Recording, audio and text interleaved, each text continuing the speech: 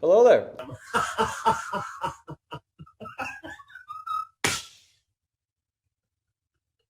and welcome to the season finale of the Tailgate. I'm here with Brody.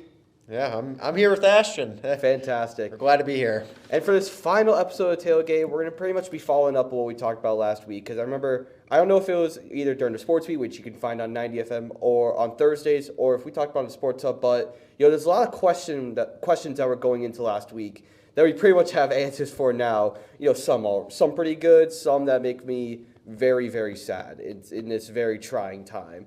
But before we get into those regional questions, we're gonna talk about some Pointers baseball. Brody? Yeah, so Pointers baseball, as of right now, Monday evening, they were playing in Eau Claire because the games got moved from Sunday as it was raining a lot. They got moved from Sunday to Monday. They played a doubleheader. In the first game, they won 8-3, and the first two games on Saturday, I believe they won. So already looking really good for them. And as they're finishing out the season here, there's it depends on how they do.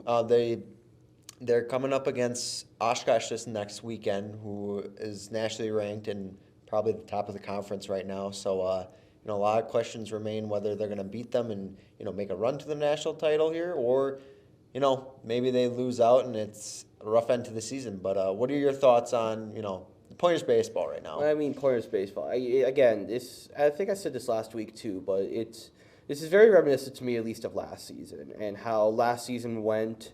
They started off pretty mediocre, pretty mid, if you would want to call it like that. But at the end, they really started to heat up. And what is that, 9 straight now or something? They're getting close to double-digit win streak. And as you said, they're playing against Eau Claire, which you said it's going on right now, right? Yeah, currently right now they were playing.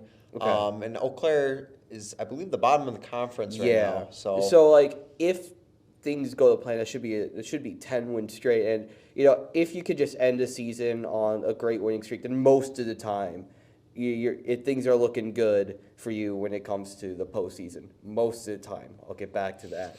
But I'm really happy with how Pointers baseball is doing right now. Hopefully, this means we can get another Super Regional, another chance at the College World Series, because they got really close last season. They got very close. So maybe they'll have to go through like Oshkosh in the Super Regional. Maybe the similarities will just keep on pouring. You don't know, but things are looking up for them. No, it's good to see. So Pointers baseball rounding out the season this weekend it's a home It is home Stevens series. Point, yes. So make sure to check that out when you can, and it should be a nice weekend for baseball. Hopefully, I'm supposed to be sick and warm. tired of this weather right now. It's like Yeah.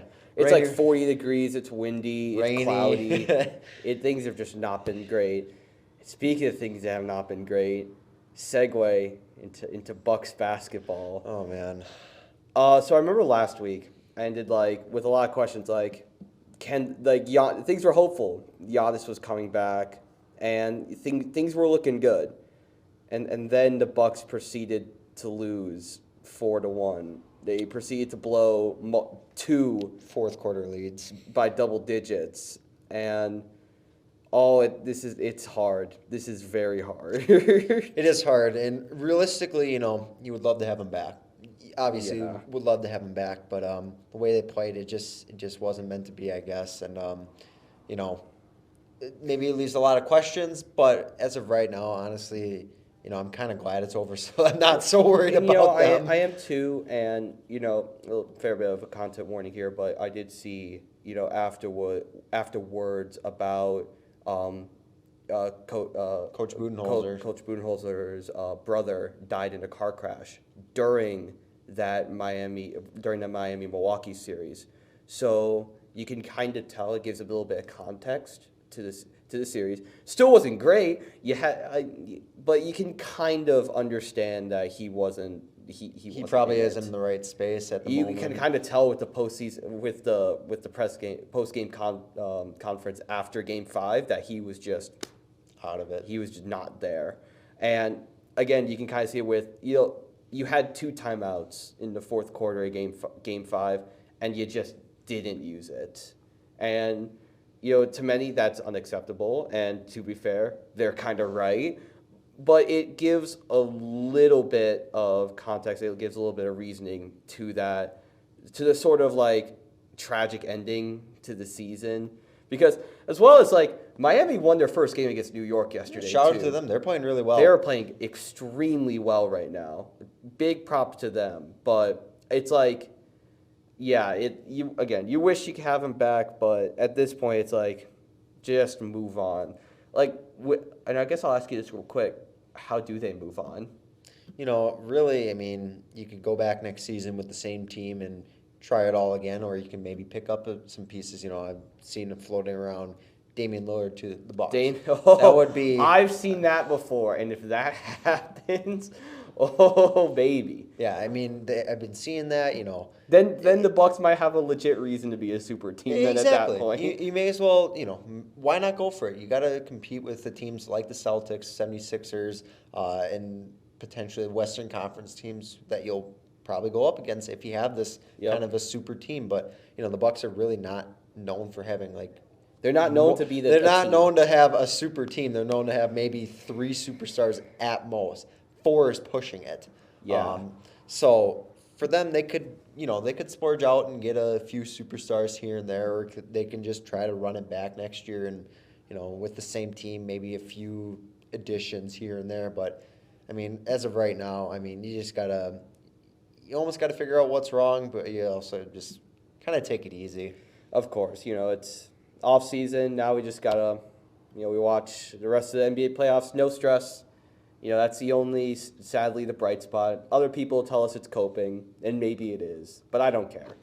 I get to watch some good basketball stress-free. But the Kings are out too, so all the teams I want are out. Yeah. So at this point, I'm clocked out of the NBA and watching NHL, baby, the NHL playoffs. Brody, both of our teams are still in. Let's yes, go. Sir. All right, so this wasn't yesterday, but yesterday was probably one of the craziest days in terms of the NHL playoffs ever.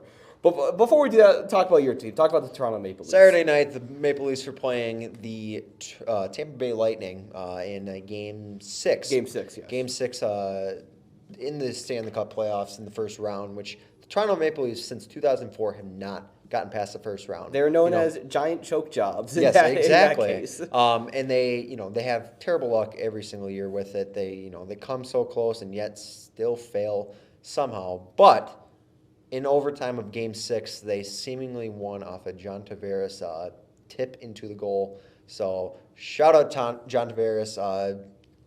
Really huge goal for them. And honestly, the city of Toronto, I mean, just going. It was almost on fire. I have a friend that's from Toronto, and their friend took a video of them just going in the streets, it was going nuts. I mean, it's crazy. And on top of that, the Blue Jays had walked it off that evening too. So already it was a great night for Toronto. But flash forward to Sunday now, after the Boston Bruins. Leading team in the NHL, record-setting season, lost in Game 7 of the first round to the Florida Panthers, who barely scraped in, really. It was a good night. Oh, yeah. And then you had my team, the Seattle Kraken, knock off the reigning Stanley Cup champions, the Colorado Avalanche, in Game 7 as well, via 2-1 with 2 goals from Oliver Bjorkstrand. I don't know, but we just call him Bjork. We call him Bjork in the Seattle Kraken fandom. It's a very long name, but dude was just an absolute stud. Then you have Philip Grubauer was just going nuts against his old team as well that game. It was like the shot difference, I think it was like 10 shots, but it was absolutely crazy. And the Kraken, the first team to ever win their first playoff series against us defending champions. And things are looking good. We're playing against the Dallas Stars next. And things are, at this point, we're just playing with house money at this point. We won our playoff series. I don't really care how we do after this. For the Maple Leafs, they play the Florida Panthers this coming, I believe, Tuesday. Yeah, it's Tuesday. They've had success during the regular season against the Panthers, but right now, honestly, I feel like the Maple Leafs have their best shot at making the finals. After winning their first round series in a while, they kind of. I'm not saying they have an easy way to the cup, but it's looking pretty up for them. Things are looking good. The NHL playoffs are looking very fun to watch. Just overall, A lot of overtime games. Very intense games. games. If you're not into hockey, to just let them know there's a lot of overtime games. But things are looking good. And you know what else is looking good? Brewers baseball. Brewers baseball. Brewers baseball. Let me tell you. Couple lost games between the few stretches that they had. They lost, or they took the series from the Anaheim Angels, or the Los Angeles Angels. 2-1 series win. Looked really good in most of those games. Shutting out really Trout and Ohtani. Yep. I would say Trout. Trout still had a few good games, but he wasn't crushing the ball like you'd expect him to. I mean, there was a game he had 2 home runs. Well, Colin Reyes struck him out. That's just all that matters. But they looked pretty well this past weekend. And their upcoming series, they're heading out west. They're playing the Colorado Rockies from Tuesday to Thursday. And then they go to San Francisco and play the Giants for a 3-game series. And then next Monday, they play the Dodgers at home. Oh, wow. So we're just going through all of the West Coast teams right now. Yeah. It's part of the every team plays every team sort of schedule that the MLB is going for this year. But things are looking good. Usually, most of the time, they'd be first at NL Central, but the Pirates just keep winning. Yeah, the Pirates are keep really looking winning. hot, and good for them. I mean, a lot of turmoil between how many years that the Pirates have been terrible, and it's a lot. Answer a lot. And really good for them. I mean, a lot of young talent. They just signed Brian Reynolds to an 8-year deal. The pitching is emerging, which pitching really was a problem for them for years. They didn't. I mean, since Garrett Cole left, they really didn't have a guy. Now they have, Vince Velasquez, Mitch Keller is really looking good. In their hitting, their hitting is phenomenal right now. Things are looking good for them. Credit to them, but Brewers baseball. They're straggling in. They're trying their best, but Pirates are just hot right now. It's true. Yeah, and we'll see if this continues on in the month of May or just throughout the other months, because April's over with now, done with that. Yep. Move on to next month. Yeah. And finally, in our final topic for the tailgate this season, the NFL draft. The NFL draft just happened this past weekend, and we talked about it just a little bit, and I don't know how much we were talking about it, but Packers had a whopping 13 draft picks this weekend. They had a lot of picks compared to usual. So they had a lot of room that they could work with here. And a few of them they actually traded for, whether they traded down in the draft to get a few more picks, or they traded up and got, they selected, I believe, edge rusher, a couple tight ends, a few receivers here and there, a quarterback, and I want to say a linebacker and a safety maybe. I think so, yeah. I know, we talked about hey, maybe because Aaron Rodgers is gone, maybe the front office will draft a wide receiver. No, they still drafted an edge rusher in Lucas Van Ness from Iowa. It's still a draft rusher. But the second round and third rounds were different because they drafted 2 tight ends. That was a shock. They drafted a receiver. And they drafted a receiver. MSU. Yeah, very true, from MSU. And then there's a couple of late-round picks that I know people are really excited about, like Carrington Valentine from Kentucky. A lot of people are high up on him as well.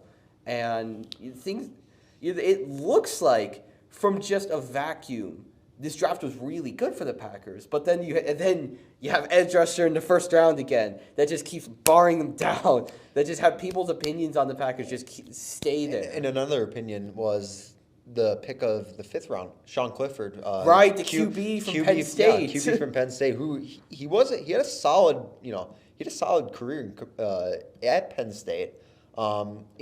Realistically, I thought it was a decent pick. Well, you know what? It's like the similarities from Brett Favre to Aaron Rodgers, Jordan Love just keep continuing, because you had 3 years. Okay, so 3 years ago, 2020, you drafted Jordan Love, and then in 2005 they drafted Aaron Rodgers. And then 3 years later, they decided to replace him, trade to Aaron Rodgers to the Jets, Favre to the Jets. That similarity. And then in that same draft in each year, in 2008, they drafted Matt Flynn. That's right. And then this year, they drafted Sean Clifford in the later rounds. And the way this is looking, looks like the Packers Next year, we're winning a Super Bowl. Looks like the Packers are winning a Super Bowl. 2025 Super Bowl chance. Yes. You heard it here first. But I honestly like the pick of Sean Clifford because he's got a lot of upside. He's going to be a good backup if in case Jordan Love doesn't pan out. You still have It's a fail-safe. You have Sean Clifford on the bench just in case. And realistically, I mean, the depth chart before the draft, it was Jordan Love and Danny Etling. I like Danny Etling, don't get me wrong, but he's not going to be that guy to step up, kind of like a Matt Flynn. I'm being honest. No, that's fair. And I was very excited by this draft. I thought it was pretty good, and we're finally in a realm of, honestly, the Packers are becoming slightly more likable because Aaron Rodgers is gone. No drama at the QB. Yeah. Let's go. Finally, it's been so long. Now, the problem with it, though, the Packers might not be as good as they I have don't been in years past. But at this point, I mean, at this point, I don't really care. we'll take what we can get. That's exactly it. It's going to be a young team. A lot of young depth on the offense. A lot of young. Yeah. So it'll be hard to watch a bit depending on how they do. But the early season, I think, is going to be rough. But I think near the end, it should. If they develop well, look out! The NFL, Packers football is back. Packers football. Well, that's going to do it here for the season finale of the Tailgate. Brody, you got any last words? Quick shout out to Will Haroldson for putting this on. Absolutely true. Shout out to everybody in the we call it the Fish Bowl. Shout out to everybody that put on the production and it's good luck in future endeavors if you are graduating. Thank you for all you've done, and we'll miss you here. Absolutely, couldn't have said better myself. If you guys want to check out any of our other sports productions here at SPTV, you can check out the other episodes of The Tailgate or the other live sports productions. And with that, that'll do it from us here at The Tailgate. We'd like to thank you guys for watching, and we'll see you guys next semester.